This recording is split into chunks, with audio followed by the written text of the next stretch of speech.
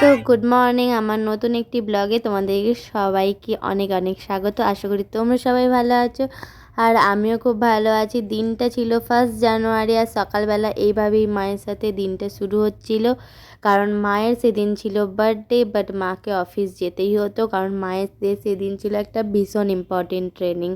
তার জন্য ওদের একটু মন খারাপ হচ্ছিলো যে মায়ের বার্থডে মাই থাকবে না। তো যাই হোক, কাজ তো ইম্পর্টেন্ট, যেতেই হবে। তাই মাও সকাল সকাল শেক খেয়ে নিয়েছিল আর আমরা সবাইও শেক খেয়ে নিয়েছিলাম। শেক খেয়ে মা বেরিয়ে গেছিলো। আর সেই দিনই না আমাদের বাড়িতে আসছিলো মাসিমণি, মেসোমশাই, তার মেয়ে, মামিমা, দিদা, দাদু সবাই আসছিলো। বাট মাই ছিল না। একটা বিশাল মন খারাপের দিন গেছিল সকালবেলাটা। তো তারপর তারা খাওয়া দাওয়া করে বেরিয়ে গেছিলো। তাদের যে ক্লিপস ভিডিও আমি বেশি নিইনি। তো তারপর তারা বেরিয়ে যাওয়ার পর আমিও খেতে বসে গেছিলাম। আমাদের মেনুতে ছিল ভাত, চিকেন, বেগুনি, ফুলকপি আলুর তরকারি, আরও অনেক কিছু ছিল।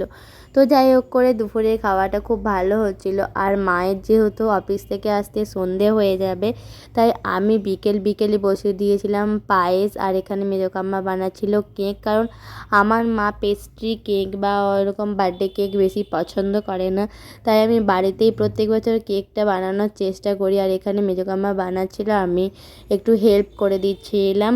কেকটা না সুন্দর হয়েছিল, বাট কি বলবো জানো তো, আমার মাথাটা এতটাই খারাপ যে আমি মাইক্রোওভেনে একদম খুব বেশি হিট, যেটাকে বলে না, হাই ফ্লেমে আমি বসিয়ে দিয়েছিলাম। তো কেকটা ভালোই হচ্ছিলো, বাট কেকটা বার করার সময় একটুখানি ছেড়ে গেছিলো। তারপরে কেকের ডেকোরেশনটা করে কেকটা মাইক্রোওয়েভে দিয়ে দিয়েছি। আর এই দেখো এখানে চলছিল ডেকোরেশন, মানে বেলুন ফোলানো। এই জায়গাটায় ডেকোরেশন করব। তো চলো চুটকি মেরে একটু ডেকোরেশন করে দিই। কেমন হয়েছে বলো তো, ডেকোরেশনটা কেমন হয়েছে আমাকে অবশ্যই কমেন্ট করে জানিও। কমেন্ট করে জানাতে কিন্তু ভুলো না। আর এই দেখো কেকটা দেখে আশা করি তোমরা বুঝতে পারছো যে এক সাইডে একটুখানি ছেড়ে গেছিলো, বাট কেকটা দেখতে খুব সুন্দর হয়েছিল আর খেতেও অনেক টেস্টি হয়েছিল। তো ভিডিওটা দেখতে থাকো। তো তারপর এখানে মা বসে গেছিল একদম বাড়ির সব ছোট ছোট সদস্যদেরকে নিয়ে। আর তারপর মাকে এখানে সবাই মিলে একটু পায়েস, মিষ্টি এইসব খাওয়াবে। আর এখানে টেবিলটা একটু প্রবলেম হচ্ছিলো, আমি ঠিক করে দিচ্ছিলাম। পায়েস প্রথমে আমি খাইয়ে দিলাম, তারপরে আমার বোন আর যারা যারা ছিল সবাই মাকে একটু পায়েস, মিষ্টি খাইয়ে দিচ্ছিল। আর এখানে আমার দেখতে পাচ্ছ বাড়ির দুজন ছোট্ট মেম্বার মায়ের দুই পাশে বসে আছে। আর মায়ের একজন কলিগও এসেছিল আমাদের বাড়িতে সেই দিন। তো এবার মায়ের কেক কাটিং ভিডিওটা এনজয় করতে থাকো।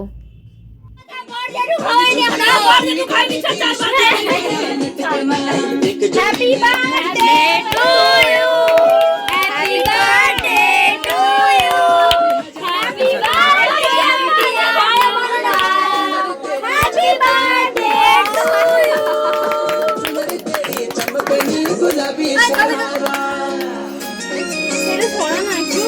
অন্য ফোনে ছবি তুলবে।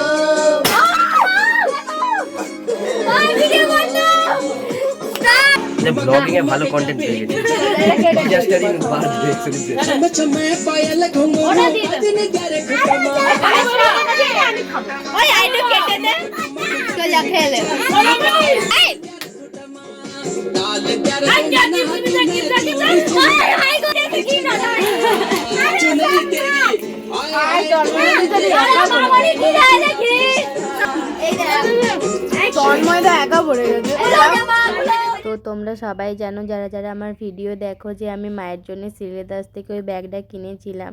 আর মায়ের কলিগ যে আসছিলো সেও মায়ের জন্য এই গিফটটা এনেছিল। ব্যাগটা খুবই সুন্দর ছিল। আর ব্যাগের ভেতরে ছিল এই ছোট্ট পার্সটা, যেটা আরও সুন্দর দেখতে হয়েছিল। আর এখানে ঠাকুমা মাকে টাকা দিচ্ছিল।